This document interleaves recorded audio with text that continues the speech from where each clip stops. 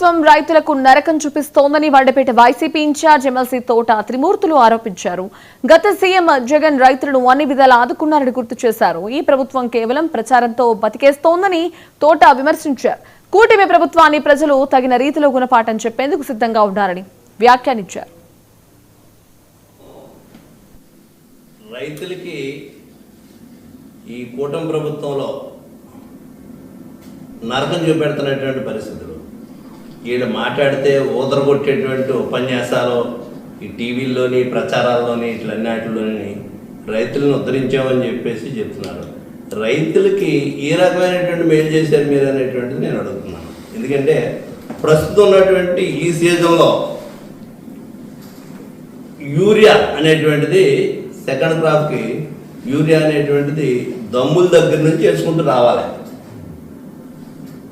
ఇప్పుడు almost all అందరూ కూడా నాట్లు వేసేసుకున్నారు, కలుపు తీతల్లో కూడా వెళ్తున్నటువంటి పరిస్థితులు ఉంటే యూరియా అనేటువంటిది రైతుకి అందుబాటులో లేదు.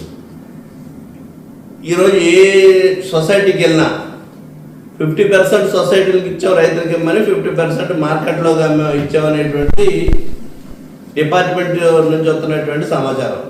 కానీ సొసైటీల్లో అనేటువంటిది రైతులకి ఇవ్వట్లేదు. తెలుగుదేశం పార్టీ నాయకులకు మాత్రమే ఈ యూరియా అనేటువంటిది అందుతుంది.